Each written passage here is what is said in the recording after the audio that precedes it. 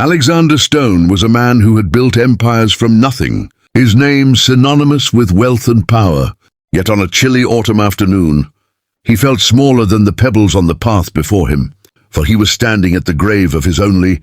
If you believe in kindness, second chances, and the power of small moments to change lives, please like, comment, share, and subscribe to Kindness True Stories. Also, tell us in the comments, where in the world are you watching from? San Michael, a bright light extinguished too soon by a drunk driver 3 years prior. And the world, for all its riches, had never felt so empty until his driver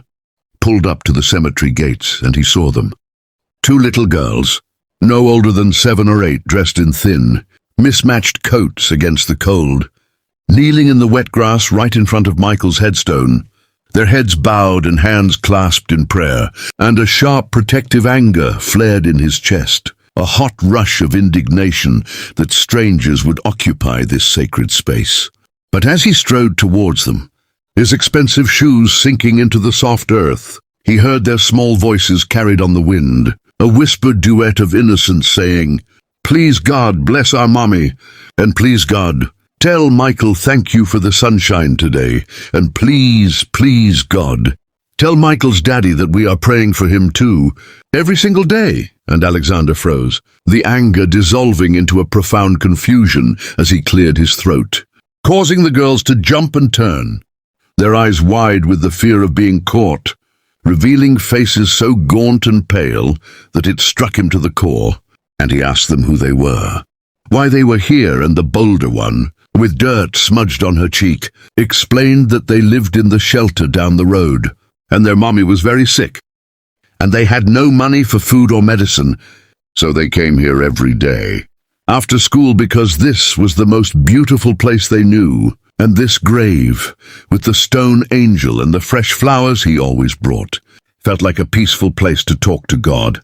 And they had seen his picture on the stone, the handsome young man, and they had started to feel like they knew him, like he was their friend, so they asked him to help their mommy, and then they started talking to Michael's daddy too, hoping he could feel that someone cared. And Alexander felt his knees buckle, not from the cold, but from the sheer, overwhelming weight of their pure, untainted kindness, a kindness that asked for nothing in return. And he knelt down in the grass before them, his Armani coat getting stained, and asked their names. And they told him they were Lily and Rose, and he looked from their hopeful faces to the headstone of his son, a boy who had wanted to be a doctor,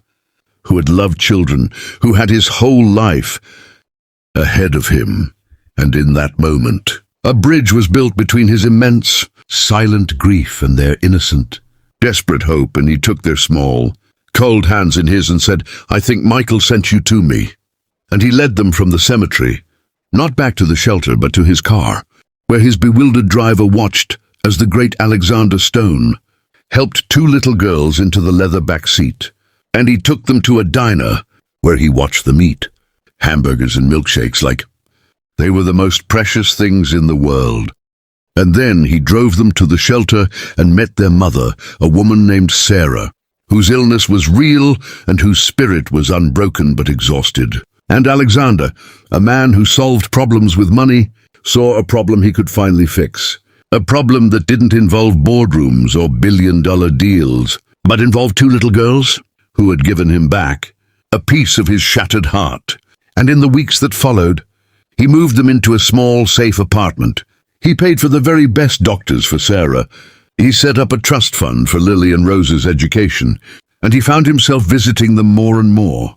drawn by their laughter and the simple, profound truth that they had come to pray for his son and for him, a stranger drowning in sorrow. And one day, sitting in their new, cozy living room,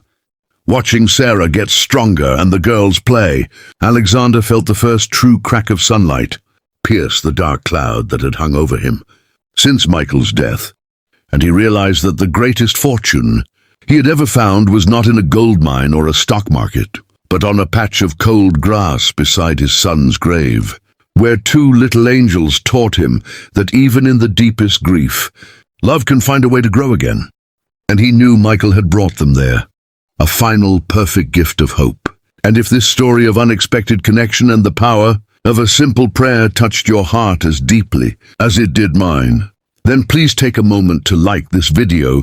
share it with someone who needs a reminder that kindness exists in the world, and subscribe to my channel, Kindness True Stories, where we share these real-life moments of compassion and humanity.